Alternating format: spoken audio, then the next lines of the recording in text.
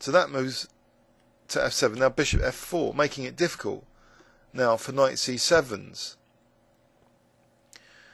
So Kramnik played queen d1 with some vague tactical ideas, maybe using this pin, but now the pin is just broken with this casual move, king f2.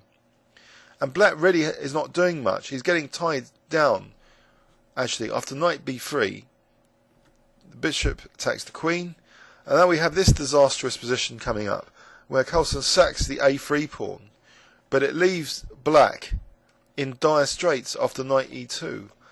Black's in a kind of zugzwang here. Whatever he does, he's going to lose material.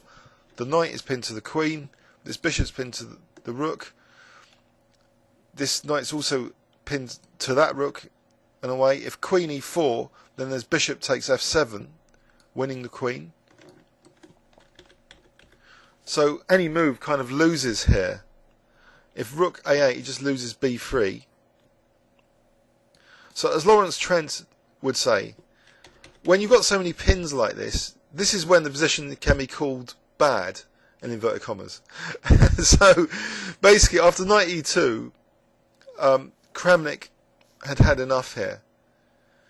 And it echoed, it reverberated all around the whole venue because of the relay screens that a giant had fallen down in the very first round against Carlsen, who, this was the very first time he had been in England. So let's have a look at that game in overview and summary. So it was a kind of slow double fianchetto in a way, with white avoiding this structural change which often favours black statistically. Instead, he accepts this d3 pawn on the semi-open file, but he's got great squares for his pieces now. And it seems because of the c7 issue, these knights on the rim started appearing, this one on e8. And then later, this knight on here wasn't that good either, especially after this kind of unsound pawn sack with the knight takes a4, meant there wasn't this b3 square for the knight to use successfully. So black was struggling now, a pawn down. And Carlsen really, he consolidated really well, started stretching out all his pieces. This bishop, which had temporarily been on c1, now this bishop also comes to its starting square, but they're all good here on their starting squares. And they get just more aggressive, basically, if we look at those bishops and we look at black's knights.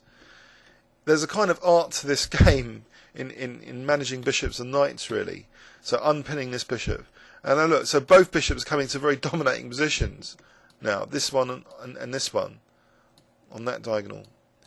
And this is the point of black's collapse, this position. It's just zugzwang. Comments or questions on YouTube? Thanks very much.